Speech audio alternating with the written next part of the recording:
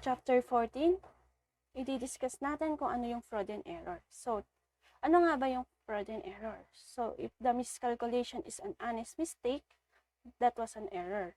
If it was done on purpose, that is fraud. So, what is fraud? Fraud is an intentional act involving the use of deception that results in a material misstatement of the financial statements. So, sinasabi dito na yung fraud ay isang intentional act na may kinalaman yung deception o yung panlilinlang na maaaring magresulta sa material misstatements ng isang financial statements. So, may dalawang klase ng misstatements na relevant sa auditor's consideration of fraud. So, ito nga yung misstatements arising from misappropriation of assets or called as employee fraud. And misstatements arising from fraudulent financial reporting, also called as management fraud. So, intent to deceive is what distinguishes from fraud from errors. So, sinasabi dito na yung pagkakaiba nga ng fraud sa error is yung intent to deceive. And yung errors naman is na ito yung mga nakikita natin sa client's book or ito yung mga nakikita ng auditor sa client's book, pero yung mga errors na yun is not intentional. Misstatements arising from misappropriation of assets. Asset misappropriation is kadalasan nangyayari kapag yung perpetrator is kinuha or hindi ginamit ng tama yung organization or organization's assets. So, ang asset misappropriation is isang dominant fraud scheme perpetrated against sa mga business, and yung perpetrators is kadalasan mga employees. And ang asset misappropriation is kadalasan na isa sa katuparan sa maraming paraan. Kasama na nga dito yung embezzling cash receipt, stealing assets, or causing the company to pay for goods or services that were not received. So, ang asset misappropriation is commonly nangyayari kapag yung employees is may access sa cash at may chance na manipulahin yung accounts para ma-cover up yung cash na ninakaw.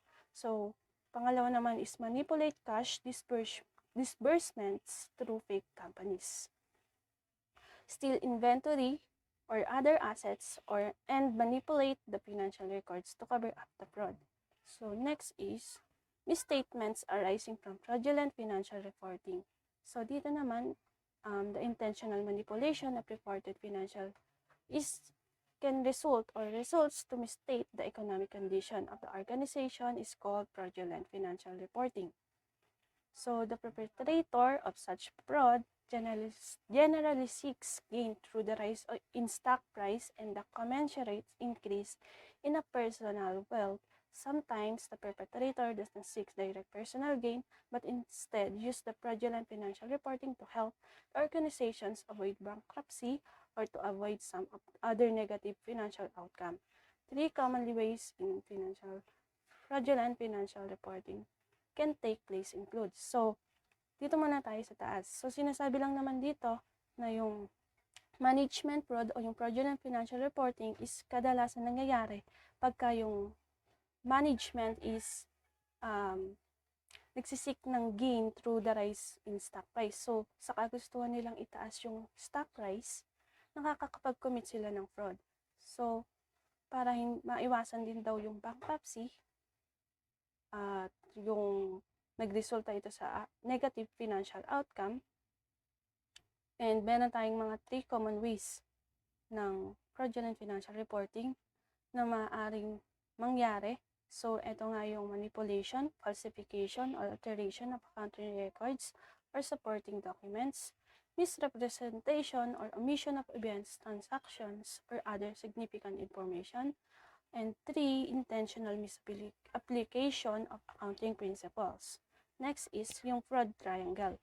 So, ano nga ba yung fraud triangle? Ang fraud triangle is nakakarakterize or nahati sa incentives, opportunities, and rationalization that enable fraud to exist. So, nakita tayong element ng isang fraud. So, yun nga yung incentive to commit fraud, opportunity to commit and conceal the fraud, and rationalization. And yung rationalization, ito yung tinatawag na mindset of the fraudster to justify committing the fraud. So, yung rationalization, ito nga yung mindset ng isang fraudster o yung mismong nag-act as ng fraud para ma-justify yung kanilang ginawang fraud. Next is yung incentive or procedures to commit fraud. So, incentives relating to assets misappropriation is kasama ito yung mga incentives na relate sa asset misappropriation. So, ito nga yung personal factors such as severe financial consideration, pressure from family, friends, or the culture to live a more lavish lifestyle than one's personal earnings allow for. So, yung addicting to gambling or drugs. So, yun yung mga incentives na may kinalaman sa asset misappropriation. Minsan, may mga kinoconsider yung mga nakakapag-commit ng fraud. Ito nga yung personal factors. For example, yung kakulangan sa financial and yung yung sobrang pressure sa family and sa kagustuhan ma-promote, ganun. And yung addictions, yun naman yung mga bisyo na kadalasan hindi sapat yung, for example, yung employee, hindi sapat yung kinikita niya, then and hindi na sapat yung kinikita niya, and hindi niya natutustusan yung bisyo niya, then pumapasok dito yung addiction to gambling or drugs. Yung incentives naman ng para sa mga fraudulent financial reporting. Ito naman is yung management compensation schemes. So, yung management, nakaka-receive sila ng compensation kung better yung financial statements or mas maganda ang resulta nun, and yung other financial pressures for either improved earnings or an improved balance sheet. Debt covenants, pending retirement or stock option expirations, personal wealth tied to either financial results or survival of the company, greed. For example nga dito is yung backdating of stock options was performed by individuals who already had millions of pesos of wealth through stock. So next is yung opportunities to commit fraud is ito yung sinasabi lang dito na lahat is may opportunity to commit fraud. So walang exception, and ino-convey talaga nito na hindi lamang yung opportunity is nag-e-exist, kundi may kakulangan din sa pag-control and complexities sa transactions such that the perpetrator na katulad na lang ng mga perpetrators na nag-a-assess ng risk of being caught as low. So, ang mga sumusunod is yung mga opportunities na makakapag-commit ng fraud, and yung mga top management is dapat i-consider ito, ang mga sumusunod. So, yung significant related parties transactions, a company's industry position such as the ability to dictate terms or conditions to suppliers or customers that might allow the individuals to structure fraudulent transactions, management's inconsistency regarding assets or accounting estimates involving subjective judgments, simple transactions that are made complex through an unusual recording process. Next is complex or difficult to understand transactions such as financial derivatives or special purpose entities. Ineffective monitoring of management by the board, either because the board of directors is not independent or effective, or because there is a domineering manager. So, yung domineering manager, ibig sabihin nito is yung hindi siya effective or hindi siya ganong ka-effective kasi nga nagkakaroon ng fraud. So, yung complex or unstable organizational structure, hindi stable yung structure ng isang organization, and weak or non-existent internal controls. So, hindi ganon ka-secure yung internal controls. Hindi ganon kalakas yung secure ng isang internal control. Next is rationalizing the fraud. So, dito naman, para sa asset misappropriation, personal rationalization is kadalasang umiikot lamang sa mistreatment ng company.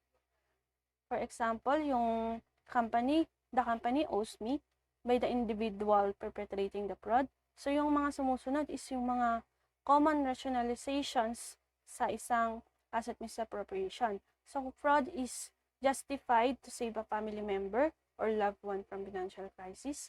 we will lose everything, family, home, car, and so on. If we don't take the money, no help is available from outside. So dito, yung rationalizing the fraud na related sa asset misappropriation is yung fraud is nag-justify para daw masave yung family member o yung loved one sa isang financial crisis. So, sinajustify nila yon para lang daw masave yung isang family member o yung loved one sa isang financial na crisis. So, pangalawa naman is sinasabi dito na yung mindset ng isang employee is wala yung mga nakasanayan niya kung hindi niya kukunin yung pera or yung mismong property ng isang organization. So no help is available from outside. So wala siyang mahinga ng tulong sa mga nakapaligid sa kanya. Kaya nakapag-commit siya ng fraud. Next is yung mindset nga na hihiramin niya lang yon and babayaran niya rin naman kung sakali, pero hindi niya naman pinaalam sa organization. That is fraud. So something is owed by the company because others are treated better. So dito naman sa baba is yung mindset ng isang employee na wala daw siyang pakialam about sa consequence ng kanilang action kahit na hindi naman yon katanggap-tanggap or kagandahang asal. So next is yung para naman sa fraudulent financial reporting, rationalization is nag-range lang sa saving the company hanggang sa personal greed. And ito yung mga sumusunod is yung mga kasama sa fraudulent financial reporting. So this is one-time thing to get us through the current crisis and survive until things get better. So eto nga yung mga sinasabi na yung nakakapag-commit sila ng fraud para makapag-survive dun sa crisis na yon and hanggang sa mapabuti. So everybody cheats on the financial statements a little. We are just playing the same game. So dito, yung mindset ng isang management is sinasabi na lahat naman daw na is chini-cheat or pinepeke lang naman yung financial statements. So, gagawin na rin natin. Parang ganun yung mindset nila. So, we will be in violation of all our debt covenants unless we find a way to get this debt of the financial statements. Yun nga yung nakakapag-commit sila ng fraud doon. So, we need a higher stock price to acquire company XYZ or to keep our employees through stock options and so forth. So, dito naman sinasabi na nakakapag-commit sila ng fraud kasi sa kagustuhan ng management na tumaas yung stock price na ma-acquire ng kanilang company and para makip yung employees na magkaroon ng stocks options and so forth.